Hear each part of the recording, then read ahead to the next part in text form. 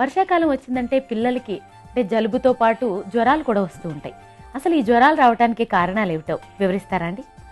వర్షాకాలం వచ్చిందంటే రకరకాల జ్వరాలు మామూలు అయిపోతుంటాయి. ఎందుకంటే మామూలుగా ఎండాకాలంలో రకరకాల జ్వరాలను కలిగించేటువంటి బ్యాక్టీరియా కానీ, వైరస్ కానీ, ఇతర క్రిములు కానీ అంటే నిశ్చలంగా ఉండిపోతాయి, ఏం పని చేయలేవు అనమాట, యాక్టివ్గా ఉండవు, వాటికి అనుకూలమైనటువంటి సీజన్ కాకపోవడం వల్ల.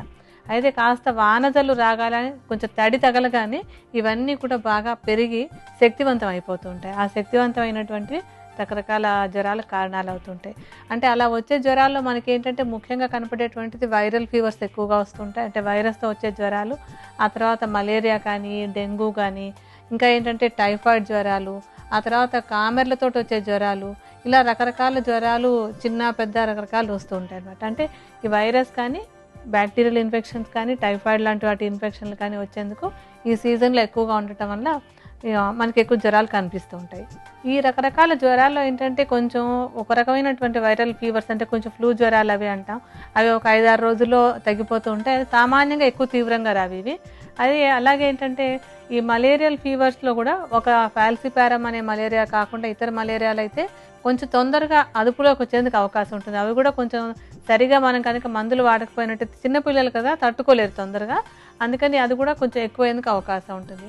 అయితే డెంగ్యూ లాంటి జ్వరం వచ్చిందంటే మాత్రం అది చాలా తీవ్రమైన జ్వరం కనుక తొందరగా శరీరాన్ని బలహీనపరిచేస్తుంది కనుక చాలా జాగ్రత్తగా ఉండాల్సినటువంటిది. అలాగే టైఫాయిడ్ జ్వరం వచ్చినట్టయితే కనుక ఆ టైఫాయిడ్ జ్వరం ఎక్కువ రోజులు ఉండి అది కూడా ఇబ్బంది పెడుతుంది, కానీ డెంగ్యూ లాగా ప్రమాదకరంగా అయ్యేందుకు అవకాశం తక్కువగా ఉంటుంది అనమాట. వానాకాలం వచ్చిన తర్వాత కొంచెం మంచినీళ్ళ విషయంలో శ్రద్ధ వహించాలి. ఏంటంటే మంచినీళ్ళు బాగా కాచి ఆ తర్వాత వాటిని చల్లార్చుకుని తాగడం అనే అలవాటు చేసుకోవాలన్నమాట. ఎందుకంటే నీటి ద్వారా టైఫాయిడ్ వచ్చేటువంటి అవకాశం ఉంది, తర్వాత జాండీస్ వచ్చే అవకాశం కూడా ఈ కలుషితమైన మంచినీటి నుంచి వచ్చేందుకు అవకాశం ఉంటుంది. అందువల్ల మంచినీళ్ళు బాగా కాచి చల్లార్చి తీసుకుంటూ ఉండటం చాలా ప్రధానమైనటువంటి అలవాటు చేసుకోవాలి. ఆ తర్వాత ఇంకా ఆహారం విషయంలో ఏంటంటే ఈ వానాకాలంలో తప్పనిసరిగా ఎప్పటికప్పుడు వండుకొని వేడివేడిగా భోంచేయటం అని అలవాటు చేసుకోవాలి.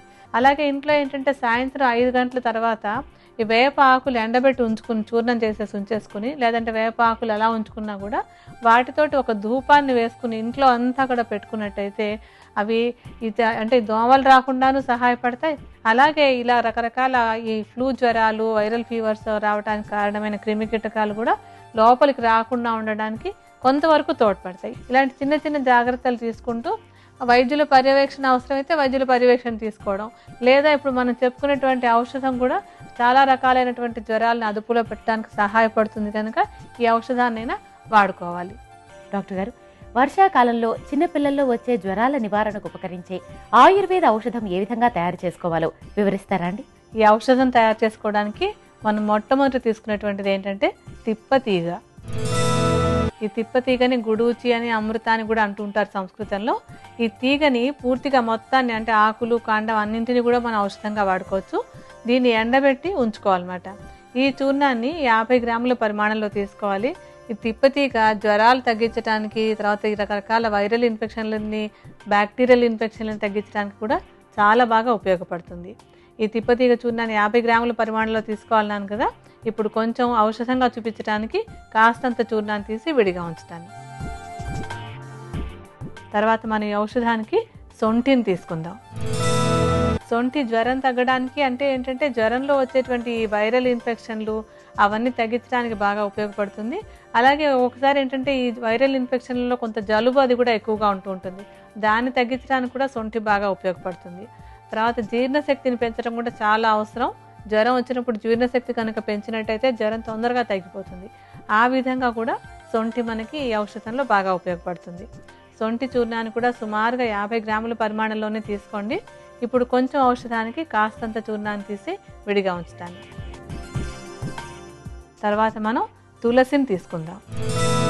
తులసి కూడా ఈ వర్షాకాలంలో వచ్చేటువంటి రకరకాల వైరల్ జ్వరాలకి వాటికి బాగా ఉపయోగపడుతుంది. అలాగే దీనికి కఫాన్ని తగ్గించేటువంటి గుణం కూడా బాగా ఎక్కువగా ఉంది. ఈ చూర్ణాన్ని కూడా ఒక 50 గ్రాముల పరిమాణంలోనే తీసుకోవాలి. ఇప్పుడు ఒకసారి కాస్తంత ఔషధం తయారు చేసుకోవడానికి కొంచెం చూర్ణాన్ని తీసుకుని విడిగా ఉంచుకుందాం. తర్వాత మనం తీసుకోబోయేటువంటి మూలిక వట్టి వేళ్ళు. ఈ వట్టి వేళ్ళకి ఏంటంటే పైనుంచి చల్లదనాన్ని ఇవ్వడమే కాకుండా లోపలికి వెళ్ళి కూడా ఒక చలవ చేసేటువంటి గుణం ఉంది. అందుకని ఏంటంటే జ్వరాలు తగ్గేటప్పుడు చలవ చేసేటువంటి గుణం ఉన్న మూలికలను ఎక్కువగా వాడుకోవాలి. ఈ ఉసిరం లేదా వట్టివేరు కూడా అటువంటి గుణాలు ఎక్కువగా ఉన్నాయి. ఈ చూర్ణాన్ని కూడా ఒక 50 గ్రాముల పరిమాణంలోనే తీసుకోవాలి. ఇప్పుడు మనం కాస్తంత ఔషధంతో వేసుకోవడానికి కొంచెం చూర్ణాన్ని తీసుకుని విడిగా పెట్టుకుందాం. తర్వాత మనం తీసుకోబోయేటువంటి ఔషధ ద్రవ్యం ఏంటంటే ధనియాలు. ధనియాలు కూడా జ్వరహారంగా చాలా బాగా పనిచేస్తాయి. అంటే జ్వరాన్ని తగ్గించడంలో చాలా మంచి గుణం కలిగినటువంటి మూలిక. ఇది కూడా బాగా చలవ చేసేటువంటి మూలిక. ఈ చూర్ణాన్ని కూడా ఒక 50 గ్రాముల పరిమాణంలోనే తీసుకోవాలి. ఇప్పుడు మనం కాస్తంత ఔషధానికి కొంచెం ధనియాల చూర్ణాన్ని తీసుకుని ఇందాకటి మూలికల చూర్ణాలతోటి కలుపుకుందాం. ఈ ఔషధంలో మనం తర్వాత తీసుకోబోయేటువంటి ద్రవ్యం ఏంటంటే చందనం. చందనం కూడా జ్వరాలు తగ్గించడంలో బాగా ఉపయోగపడుతుంది. ఇది బాగా చలవ చేసేటువంటి మూలిక ఇది. తర్వాత ఏంటంటే ఇందులో కూడా ఈ చేదు ద్రవ్యం అని చెప్పాను కదా, ఈ చందనం కూడా లోపలికి వెళ్ళేటప్పుడు ఉండేటువంటి రుచి కొంచెం చేదుగానే ఉంటుందన్నమాట. మనం తీసుకున్నటువంటి తిప్పతీగ కాస్త చేదు రుచి కలిగినటువంటిది, తర్వాత వట్టివేలు కూడా కొంచెం చేదు రుచి కలిగినటువంటిది. ఇలాంటి చేదు రుచులు ఉన్నటువంటివన్నీ కూడా జ్వరాలు తగ్గించడంలో చాలా బాగా పనిచేస్తాయి. ఈ చందనం చూర్ణాన్ని కూడా ఒక 50 గ్రాముల పరిమాణంలో తీసుకోవాలి. ఇప్పుడు కాస్తంత ఔషధం తయారు చేసుకోవడానికి కొంచెం చూర్ణాన్ని తీసి ఇందాక చూర్ణాలో కలుపుకుందాం. ఇప్పుడు మన ఔషధానికి కావాల్సినటువంటి అన్ని మూలికలు రెడీ అయ్యాయి. ఈ చూర్ణాలన్నింటినీ బాగా కలుపుకుందాం. ఇంట్లో చిన్నపిల్లలు ఉన్న ప్రతి వాళ్ళు కూడా ఈ సీజన్లో అంటే వానాకాలం రాగానే ఈ మూలికలన్నీ తెచ్చుకుని ఔషధ ద్రవ్యాలన్నీ కలిపి చేసుకుని దీన్ని భద్రపరుచుకుని ఉంచుకోండి. ఎందుకంటే జ్వరాలు వచ్చిన తర్వాత అప్పటికప్పుడు ఔషధం తయారు చేసుకుంటూ కూర్చోలేం కదా. అందుకని పిల్లలు ఉన్న వాళ్ళందరూ ఈ ఔషధాన్ని తయారు చేసి ఉంచుకోండి. దీన్ని వాడుకోవడం ఎలాగంటే సుమారుగా ఒక 1/2 చెంచాడు చూర్ణాన్ని తీసుకుని ఒక కప్పు నీళ్ళలో కలిపి దాన్ని కాసేపు మరిగించండి. అంటే కషాయం చేసుకోవడం అనమాట. అంటే మరిగిస్తే సగం నీళ్ళు ఎగిరిపోయాక సగం మిగిలాలన్నమాట. అలా మిగిలినటువంటి ఔషధ భాగాన్ని ఒకసారి వడపోసేసుకుని గోరువెచ్చగా ఉండగా దాంట్లో కొంచెం తేనె, అంటే పిల్లలకి ఎంత అవసరమో అంత తేనె కలిపి దాన్ని కనుక 3 పూట్ల ఇచ్చినట్టయితే ఈ రకరకాల జ్వరాలు చాలా తొందరగా తగ్గడానికి సహాయపడుతుంది.